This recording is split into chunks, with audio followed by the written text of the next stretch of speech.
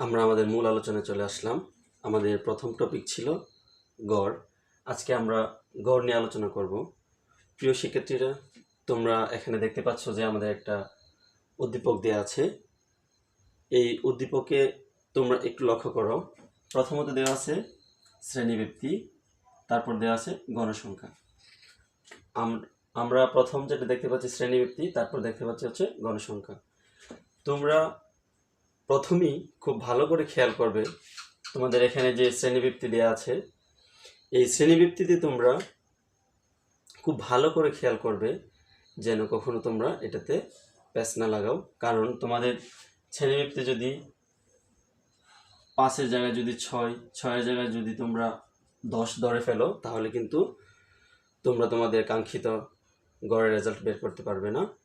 এজন্যে তোমরা প্রথমেই তোমাদের যে প্রশ্নটা দেওয়া থাকবে, এই প্রশ্নে তোমাদের শ্রেণীবৃত্তি কত, তোমাদের শ্রেণীবৃত্তি 5, 6 নাকি 10 নাকি 11, এটা তোমরা খুঁজে বের করতে হবে। দেখো এখানে তোমাদের শ্রেণীবৃত্তি হচ্ছে 45 হতে 49, 45 হতে 49। তাহলে 45 হতে 49, এখানে আমাদের শ্রেণীবৃত্তি কত? আমাদেরকে প্রথমেই 45 সহ আমরা 49 পর্যন্ত গুনতে হবে। তাহলে 45, 46, 47, 48, 49। আমাদের এখানে শ্রেণীবৃত্তি কত? 5। তোমরা এখানে h সমান 5, এটা তোমাদের পরবর্তীতে কাজে লাগবে। h মানে হচ্ছে শ্রেণীবৃত্তি। তাহলে তোমরা প্রথমেই আগে শ্রেণীবৃত্তিটা বের করে নিবে। প্রশ্ন থেকে শ্রেণীবৃত্তি কত, 5 নাকি 6 নাকি 10 নাকি 11। আমি আবারও তোমাদের সুবিধার জন্য বলছি তোমরা কীভাবে শ্রেণীবৃত্তিটা বের করবে। তোমাদের এখানে শুরু 45 হতে শুরু, তাহলে তোমরা 45 সহ 49 পর্যন্ত গুনবে। 45, 46, 47, 48, 49। তাহলে আমরা এখানে দেখতে পাচ্ছি যে আমাদের শ্রেণীবৃত্তি 5। এইভাবে 45, 49, দ্বিতীয়টা হচ্ছে 50 হতে 54, 55 হতে 59, 60 হতে 64, 65 হতে 69, 70 হতে 74। প্রতি ক্ষেত্রে আমাদের শ্রেণীবৃত্তি হচ্ছে 5। তারপর আসো গণসংখ্যা। গণসংখ্যা আমাদের হচ্ছে 6, 9, 17, 12, 10, 6। এখানে আমাদের প্রশ্ন হচ্ছে প্রদত্ত উপাত্তের সংক্ষিপ্ত পদ্ধতিতে গড় নির্ণয় করতে হবে। প্রদত্ত উপাত্তের সংক্ষিপ্ত পদ্ধতিতে গড় নির্ণয় করতে হবে। তাহলে সংক্ষিপ্ত পদ্ধতিতে গড় নির্ণয়ের জন্য আমাদের একটা সারণী তৈরি করতে হবে। লক্ষ্য করো, গড় নির্ণয়ের সারণী নিম্নরূপ। তাহলে আমাদের নিচে একটি সারণী তৈরি করা হলো। এই সারণী থেকে আমরা আমাদের কাঙ্ক্ষিত গড় বের করব। তাহলে লক্ষ্য করো, আমাদের প্রশ্নে যে শ্রেণীবৃত্তি দেওয়া আছে, ঠিক প্রথমে তোমরা হুবহু এই শ্রেণীবৃত্তিটা লিখবে। প্রশ্নে আমাদের যে শ্রেণীবৃত্তি দেওয়া আছে, তাহলে শ্রেণীবৃত্তি আমরা এখান থেকে হুবহু যেটা আছে আমরা এখানে বসালাম। একদম 45 হতে শুরু করে 74 পর্যন্ত, 45 হতে শুরু করে একদম 74 পর্যন্ত আমরা আমাদের শ্রেণীবৃত্তিটা বসালাম। তারপর আমাদের দ্বিতীয় ঘরে হলো শ্রেণী মধ্যমান। শ্রেণী মধ্যমান xi। আমরা কিভাবে শ্রেণী মধ্যমানটা বের করব? তোমরা অনেকেই এই শ্রেণী মধ্যমান বের করতে গিয়ে বিভিন্ন ধরনের ঝামেলার সম্মুখীন হও। তোমরা খুব ভালো করে লক্ষ্য করো, আমরা শ্রেণী মধ্যমানটা বের করার জন্য প্রত্যেক শ্রেণীবৃত্তির শুরু এবং শেষ যে দুইটা সংখ্যা আছে, এই দুইটা সংখ্যা আমরা যোগ করব। যোগ করে আমরা 2 দিয়ে ভাগ করব। তাহলে প্রথম যে শ্রেণীবৃত্তি দেওয়া আছে 45 হতে 49। তাহলে আমরা ক্যালকুলেটরে 45 যোগ 49, তারপর আমরা ভাগ দিব হচ্ছে 2। আমরা দেখব যে আমাদের কাঙ্ক্ষিত রেজাল্ট হচ্ছে 47। এভাবে তোমরা যদি দ্বিতীয়টা বের করতে চাও, তাহলে 50 যোগ 54, 50 যোগ 54 ভাগ 2, তাহলে তোমরা দেখবে 52। এইভাবে তোমরা প্রত্যেকটা বের করতে পারো। অথবা তোমরা একটা বের করার পর তোমাদের যে কাঙ্ক্ষিত শ্রেণীবৃত্তি ছিল 5, প্রত্যেকটার সাথে যদি তুমি 5 যোগ করে দেও, যেমন প্রথম তোমার শ্রেণীবৃত্তি বের হয়েছে 47, এই 47-এর সাথে যদি তুমি 5 যোগ করে দেও তোমার যে শ্রেণীবৃত্তিটা ছিল, তাহলে তুমি দেখবে 52। 52-এর সাথে আবার তোমার শ্রেণীবৃত্তি 5 যদি যোগ করো 57, 57-এর সাথে যদি তোমার শ্রেণীবৃত্তি যোগ করো তাহলে 62, 62-এর সাথে যদি তুমি তোমার শ্রেণীবৃত্তি যোগ করো 67, 67-এর সাথে যদি তোমার শ্রেণীবৃত্তি 5 যোগ করো তাহলে 72।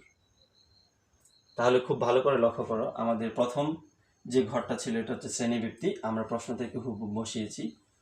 দ্বিতীয় আমাদের যে ঘরটা এটা হচ্ছে শ্রেণী মধ্যমান। তাহলে আমরা শিখলাম যে আমরা কিভাবে আমাদের শ্রেণী মধ্যমান বের করব। আমি আবারও তোমাদের সুবিধার্থে বলছি, শ্রেণী মধ্যমান বের করার জন্য আমরা প্রত্যেক শ্রেণীর শুরু এবং শেষের যে সংখ্যা, এই দুইটা সংখ্যা আমরা যোগ করব, যোগ করে আমরা 2 দিয়ে ভাগ করব। তোমরা যদি প্রত্যেকটা এইভাবে করতে চাও তাহলেও কোনো সমস্যা নাই, হয়তোবা তোমাদের একটু সময় বেশি লাগতে পারে। তারপর এখানে তৃতীয় যে ঘরটা আছে এটা হচ্ছে আমাদের গণসংখ্যা FI। গণসংখ্যাতে তোমাদের কোনো সমস্যা নাই, তোমরা প্রশ্নে যে গণসংখ্যা দেওয়া আছে একদম হুবহু এটা বসিয়ে দিবে। প্রশ্নে আমাদের গণসংখ্যা হচ্ছে 6, 9, 17, 12, 10, 6। তাহলে আমরা 6, 9, 17, 12, 10, 6 এটা আমরা হুবহু বসিয়েছি। তারপর তোমরা নিচে আসো, n সমান 60। এটা আমরা আমাদের প্রত্যেক ঘরে যে গণসংখ্যা আছে প্রত্যেকটা গণসংখ্যা আমরা যোগ করে আমরা এখানে আমাদের 60 হয়েছে, এই 60 আমরা নিচে n সমান আমরা 60 বসিয়ে দিয়েছি। টোটাল যে গণসংখ্যাটা, মোট গণসংখ্যা হচ্ছে আমাদের 60। তারপর ধাপ বিচ্যুতি। ধাপ বিচ্যুতি ইউআই। ধাপ বিচ্যুতিতে তোমাদের অনেকেই সমস্যা হয়, তোমরা ধাপ বিচ্যুতিটা খুব ভালো করে খেয়াল করবা।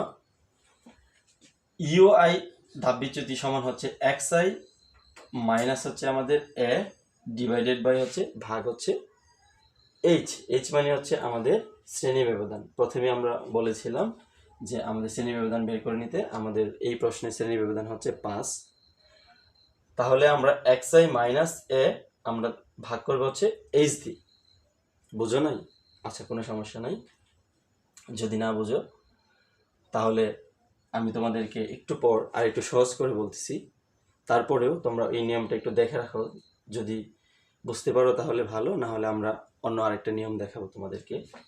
এখান থেকে খুব ভালো করে লক্ষ্য করো, আমরা কোথা থেকে বের করব? আমাদের যে শ্রেণী মধ্যমান আমরা বের করেছিলাম, এখান থেকে আমরা যদি 1, 2, 3, 4, 5, 6 এখানে আমাদের মধ্যমান বের হয়েছে 6টি। তাহলে দেখো 6টি মধ্যমান যদি বের হয়ে থাকে তাহলে জোর। এখন এখান থেকে আমরা একদম মধ্যে থেকে আমরা এ ধরতে পারবো না, কারণ আমাদের মধ্যে হচ্ছে 2টা। এই জন্য আমরা মধ্যে যদি 2টা থাকে আমরা উপর থেকে এ ধরবো, আর যদি আমাদের 5টা থাকে তাহলে আমরা একদম মিডিলে যেটা আছে আমাদের শ্রেণী মধ্যমান ওইটাকে আমরা এ ধরবো। এখানে এ হচ্ছে আনুমানিক গড়। আনুমানিক গড় তুমি যে কোনো একটা ধরলেই হবে, তবে আমরা যদি একদম মধ্যে থেকে যদি ধরি আমাদের জন্য সহজ হয়। তাহলে এখানে আমরা আমাদের 1, 2, 3, 4, 5, 6টা আছে, এই জন্য আমাদের মধ্যে হচ্ছে এই 2টা। যদি মধ্যে 2টা থাকে তাহলে আমরা উপরেরটা ধরবো। খুব ভালো করে খেয়াল করবে, মধ্যে যদি আমাদের 2টা থাকে তাহলে আমরা সবসময় উপরেরটা ধরবো। ঠিক আছে? আচ্ছা, xi হচ্ছে আমাদের মধ্যমান। তাহলে আমরা মধ্যমান থেকে প্রথমে মধ্যমান হচ্ছে আমাদের 47 থেকে আমাদের এ হচ্ছে 57 বিয়োগ করব। বিয়োগ করার পর আমাদের যে রেজাল্ট আসবে এই রেজাল্টকে আমরা h মানে হচ্ছে এই প্রশ্নে 5 দিয়ে আমরা ভাগ দিব হচ্ছে -2। এইভাবে আমরা প্রত্যেকটা বের করতে পারবো। এটা হচ্ছে আমাদের একটা নিয়ম। আরেকটা সহজ নিয়ম আছে আমাদের, আমরা এখান থেকে যেটা এ ধরবো ঠিক এটা সোজাসুজি আমরা 0 দিয়ে দিব।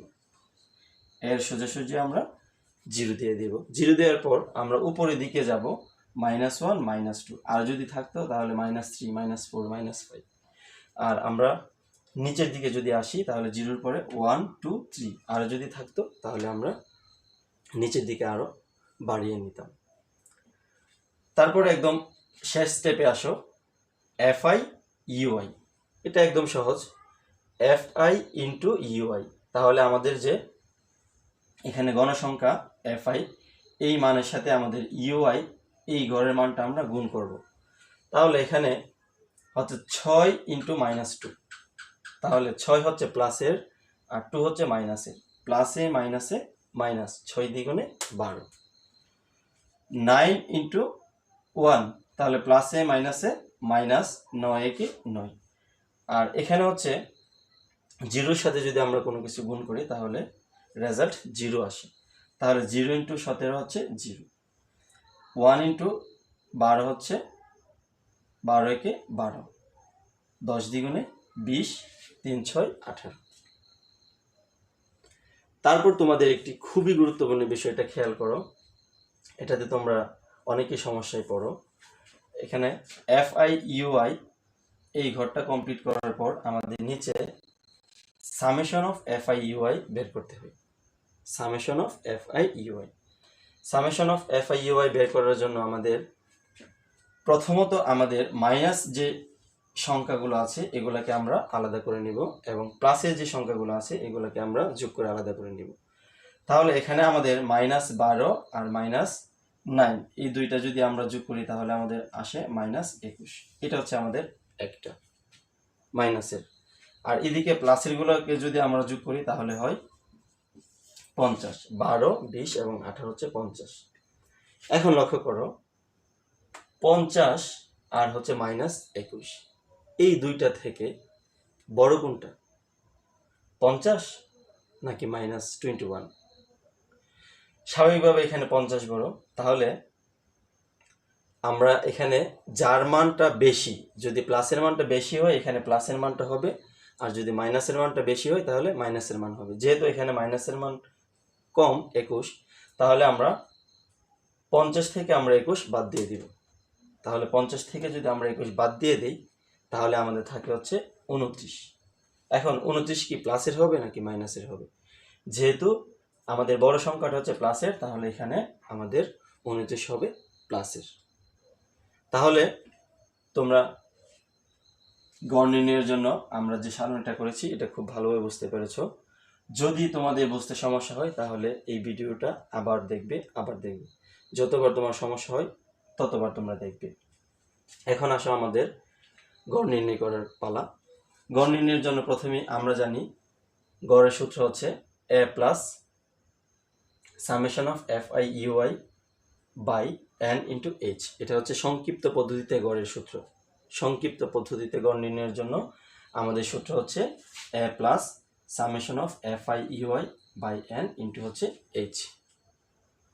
এখন এই গড় নির্ণয়ের জন্য তোমার a summation of FI/UI, n এবং h এই চারটা মানের তোমার প্রয়োজন পড়বে। আমরা এখানে চারটার যে মান আছে আমরা এখানে লিখলাম। দেখো a হচ্ছে আনুমানিক গড়, আমরা এখানে এই যে এখানে আমরা আনুমানিক গড় 57কে ধরেছিলাম, তাহলে a হচ্ছে 57। আর আমাদের টোটাল গণসংখ্যা আমরা যোগ করে পেয়েছিলাম 60, আমাদের n সমান হচ্ছে 60। আর একদম শুরুতেই আমরা আমাদের শ্রেণীবৃত্তি বের করেছিলাম 5, তাহলে আমাদের এখানে h সমান হচ্ছে 5। আর আমাদের এখানে সারণী হতে আমরা পেয়েছিলাম সামেশন অফ FI/UI 29, আমাদের সামেশন অফ FI/UI হচ্ছে 29। এই মানগুলোকে আমরা এখানে জাস্ট বসিয়ে দেব। এর মান হচ্ছে 57 প্লাস সামেশন অফ FI/UI হচ্ছে 29, n হচ্ছে আমাদের 60 ইন্টু h হচ্ছে আমাদের 5। এখন দেখো প্রথমে আমাদের এখানে গুণের কাজটা আমরা করে নেব। তাহলে 5 হচ্ছে উপরের সংখ্যা, 5 হচ্ছে উপরের সংখ্যা, তাহলে এটা 29 সাথে আমরা গুণ করব। 5 ইন্টু 29 হচ্ছে 145। 5 ইন্টু 29 হচ্ছে 145, আমরা উপরে বসিয়ে দিয়েছি 145 ভাগ হচ্ছে 60। এখন আমরা 145কে 60 দিয়ে ভাগ করব। প্রিয় শিক্ষার্থীরা, তোমরা অনেকে এটা ভুল করো। 145কে যদি আমরা 60 দিয়ে ভাগ করি তাহলে ক্যালকুলেটরে তুমি সর্বপ্রথম 145 লিখবে, তারপর ভাগ চিহ্ন দিবে, তারপর হচ্ছে 60। তাহলে আমাদের আসলো 2.42। এখন 2.42 তোমরা 57 সাথে যোগ করবে। 2.42 যদি তোমরা 57 সাথে যোগ করো তাহলে তোমাদের রেজাল্ট আসবে 59.42। প্রায় দশমিকের পরে যদি কোনো রেজাল্ট আসে তো তোমরা প্রায় দিবে। এটা হচ্ছে আমাদের সংক্ষিপ্ত পদ্ধতিতে গড়। এখন তোমাদের যদি সম্পূর্ণ প্রশ্নটা বুঝতে অসুবিধা হয় তোমরা আবার সম্পূর্ণ ভিডিওটা দেখবে। আমরা পরবর্তী ক্লাসে তোমাদের মধ্যক নিয়ে আলোচনা করব। মধ্যক নিয়ে